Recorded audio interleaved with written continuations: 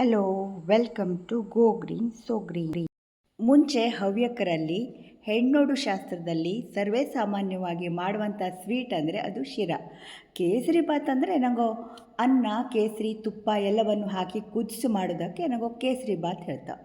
ಈ ಶಿರಾ ಮಾಡೋದು ತುಂಬಾ ಈಸಿ, ಆದರೆ ತಿಂಬಲು ಮಾತ್ರ ಇದು ಸಖತ್ತಾಗಿರ್ತು. ಹಾಗಾದರೆ ರೆಸಿಪಿನ ಶುರು ಮಾಡುವನಾ?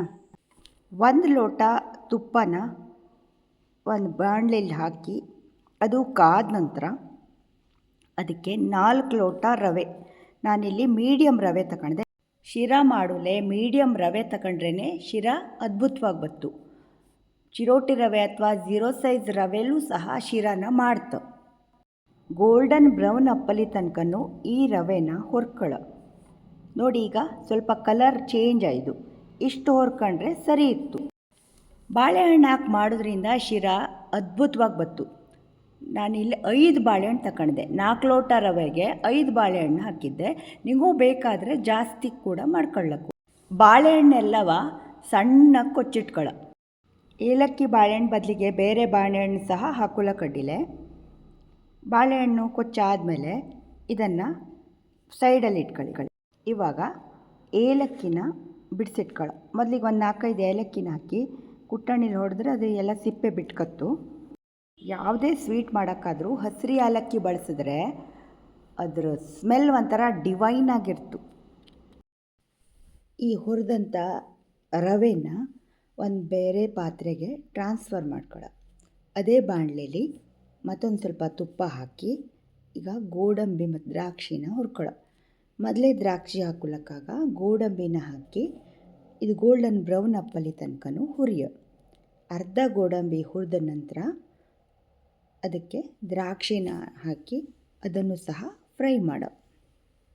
ಗೋಡಂಬಿ ದ್ರಾಕ್ಷಿ ಕ್ವಾಂಟಿಟಿ ನಿಗೋಕ್ಕೆ ಎಷ್ಟು ಬೇಕಾದರೂ ಅಷ್ಟು ತಗೊಳ್ಳೋಕು.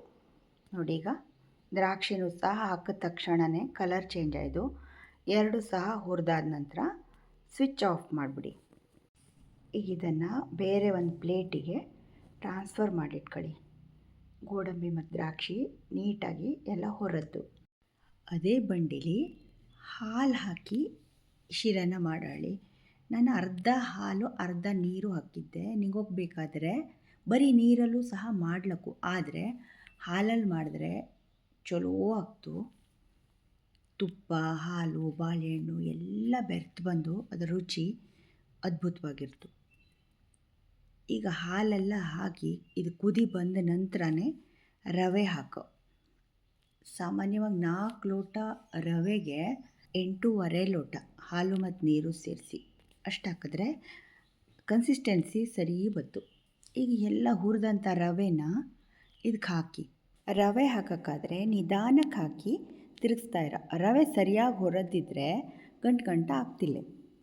ಅವಶ್ಯಕತೆಗಿಂತ ರಾಶಿನೂ ಹುರಿದ್ರೆ ರವೆ ಬೈಯುಲಕ್ಕೂ ನಿಧಾನ ಆಗ್ತು. ಎಷ್ಟು ಹುರಿಯವೋ ಅಷ್ಟೇ ಹುರಿಯೋಕ್ಕಾಗ್ತು. ಸ್ವಲ್ಪ ಕೇಸರಿನ ಹಾಕೋ. ಕೇಸರಿ ಬಿಲ್ಕುಲ್ ಆಪ್ಷನಲ್ಲು. ಕೇಸರಿ ಹಾಕಿದ್ರೆ ರಾಶಿ ಚಲೋ ಆಗ್ತು. ಕೆಲವರಿಗೆ ಕೇಸರಿ ಸ್ಮೆಲ್ ಇಷ್ಟ ಆಗ್ತಿಲ್ಲ, ಅವಕ್ಕೋ ಬರೀ ಏಲಕ್ಕಿ ಪುಡಿ ಹಾಕಿದ್ರೂ ಸಾಕಾಗ್ತು. ಈ ರೀತಿಯಾಗಿ ಇದನ್ನು ತಿರುಗಿಸ್ತಾ ಇರೋ. ಕೇಸರಿ ಸ್ವಲ್ಪ ಕಲರ್ ಬಿಟ್ಕತ್ತು. ಸ್ವಲ್ಪ ಹೊತ್ತಿಗೆಲ್ಲ ಇದು ಗಟ್ಟಿಯಾಗ್ತು. ಗಟ್ಟಿಯಾದ ನಂತರ ಹೆಚ್ಚಿಟ್ಕೊಂಡಂತಹ ಬಾಳೆಹಣ್ಣನ್ನು ಇದಕ್ಕೆ ಹಾಕಿ ತಿರುಗಿಸ್ತಾ ಇರೋ. ಬಾಳೆಹಣ್ಣು ಹಾಕಿ ಆದಮೇಲೆ ಕಡೆಗೆ ಸಕ್ಕರೆನ ಹಾಕೋ. ನಿಗೋಬೇಕಾದ್ರೆ ಬಾಳೆಹಣ್ಣನ್ನು ಇನ್ನೂ ಜಾಸ್ತಿನೂ ಕೂಡ ಹಾಕೊಳ್ಳಕ್ಕು. ಇಷ್ಟ ಹಾಕಿದ್ರೆ ಹದ ಇರ್ತು, ಅಲ್ಲಲ್ಲಿ ಬಾಳೆಹಣ್ಣು ಬಾಯಿಗೆ ಸಿಗ್ತಾ ಇರ್ತು. ಬಾಳೆಹಣ್ಣು ಹಾಕಾದ್ಮೇಲೆ ಇದನ್ನೆಲ್ಲ ಚೆನ್ನಾಗಿ ಮಿಕ್ಸ್ ಮಾಡೋ. ಇಲ್ಲಿ ನಾನು 4 ಲೋಟ ರವೆಗೆ 6 ಲೋಟ ಸಕ್ಕರೆನ ಹಾಕಿದ್ದೆ.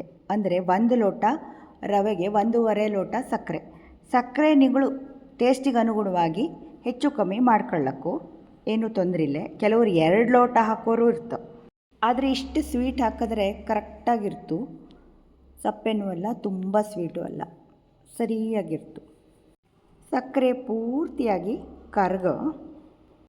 ಇದು ಕ್ವಾಂಟಿಟಿ ಸ್ವಲ್ಪ ಜಾಸ್ತಿ ಇದ್ದದ್ರಿಂದ ಇದಕ್ಕೆ ಇಷ್ಟು ಉಪ್ಪು ಬೇಕಾಗ್ತು. ಉಪ್ಪು ಹಾಕಿ ಇದನ್ನು ಸಹ ತಿರುಗಿಸೋ. ಉಪ್ಪು ಹಾಕದಾಗಿದ್ದರೆ ಶಿರಾ ಸಪ್ಪೆ ಅನಿಸ್ತು. ಆ ಒಂದು ಟೇಸ್ಟು ಬತ್ತಿಲ್ಲ. ಪ್ರತಿಯೊಂದು ಸ್ವೀಟಿಗೂ ಸಹ ಸ್ವಲ್ಪ ಉಪ್ಪನ್ನು ಹಾಕಲೇಬೇಕು. ಸ್ವಲ್ಪ ಹೊತ್ತು ಇದನ್ನು ಮುಚ್ಚಿಡು.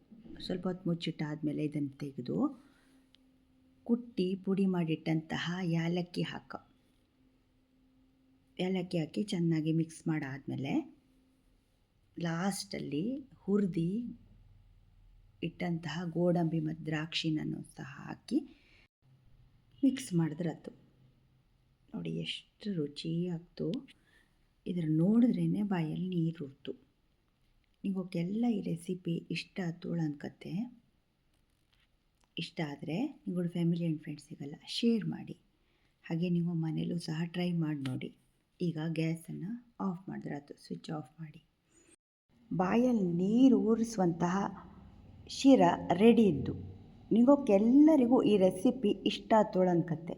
ಇಷ್ಟ ಆದರೆ ನಿಮ್ಮಗಳ ಫ್ಯಾಮಿಲಿ ಆ್ಯಂಡ್ ಫ್ರೆಂಡ್ಸಿಗೆಲ್ಲ ಖಂಡಿತ ಶೇರ್ ಮಾಡಿ. ಇನ್ನೊಂದು ರೆಸಿಪಿಯೊಂದಿಗೆ ಸಿಗ್ತೆ. ಅಲ್ಲಿ ತನಕ ಬಾಯ್. Thank you.